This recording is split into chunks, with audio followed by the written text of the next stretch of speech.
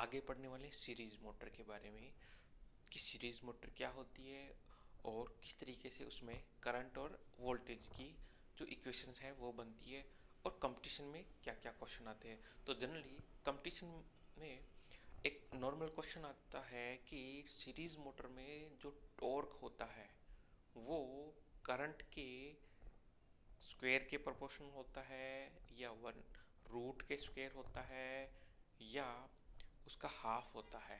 तो इस तरीके का एक क्वेश्चन आता है और इसका आंसर होता है कि जो सीरीज मोटर होती है उसमें जो टॉर्क होता है वो करंट के स्क्वायर के प्रोपोर्शनल होता है।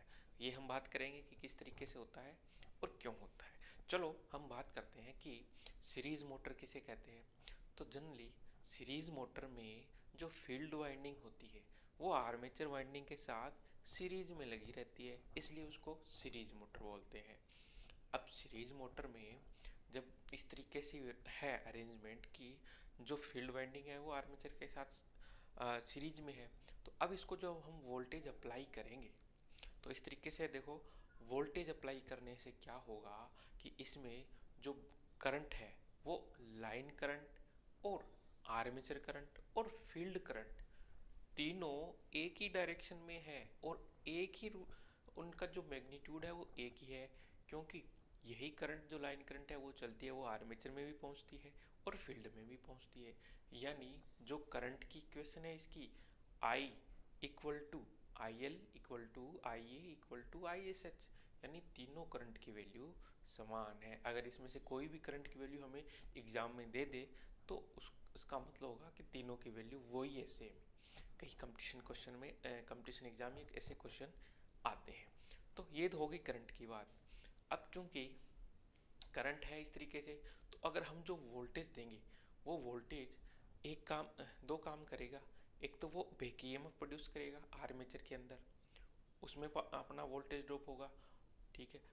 और यानी ईबी प्रोड्यूस करेगा प्लस आर्मेचर में वोल्टेज ड्रॉप प्रोड्यूस होगा। तो V इक्वल टू क्या होगा, EB plus I A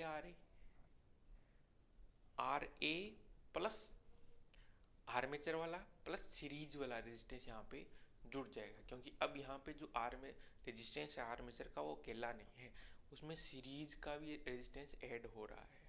current तो चाहे आई ए लो चाहे आई एस एच लो चाहे आई एल लो एक ही बात है, लेकिन जो रेजिस्टेंस है वो फील्ड वाइंडिंग का भी ऐड होगा और आर्मेचर वाइंडिंग का भी ऐड होगा।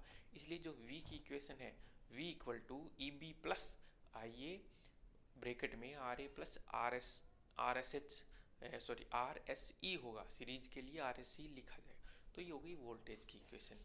अब हम बात करते हैं कि सीरीज मोटर का एप्लीकेशन क्या है। क्योंकि सीरीज मोटर की एक खास बात है कि उसका स्टार्टिंग टॉर्क हाई होता है। स्टार्टिंग टॉर्क हाई क्यों रहता है और इसका उपयोग क्या है।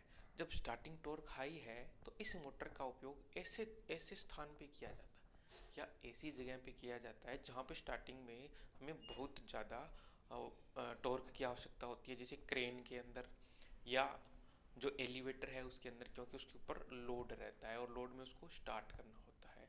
तो क्रेन, एलिवेटर, होइस्ट या ऐसी जगहों पे हमें डीसी सीरीज मोटर का उपयोग करते हैं। अब हम ये देखते हैं कि इसका स्टार्टिंग का जो टॉर्क है वो हाई क्यों रहता है। क्योंकि टॉर्क प्रोपोर्शनलिटी जो टॉर्क है वो प्रोपोर्शनल टू होता है फाई आई ए, जैसे हमने पढ़ा था डीसी शंट मोटर में।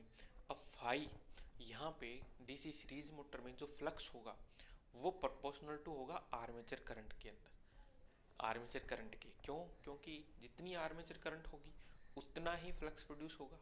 तो फाई प्रोपोर्शनल टू हो गया आई ए, और आई ए तो पहले से ही है इसलिए टॉर्क प्रोपोर्शनल हो गया आई ए स्क्वेयर के। इसीलिए जब स्टार्टिंग में करंट मान लो 2 एम्पियर है तो टॉर्क होगा फोर टाइम्स, यानी करंट का स्क्वेयर के अकॉर्डिंग वो बढ़ता है।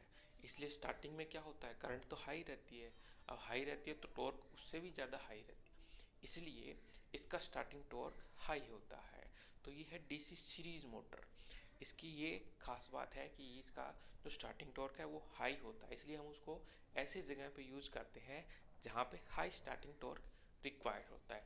तो that's all for this lecture, we will meet in next lecture.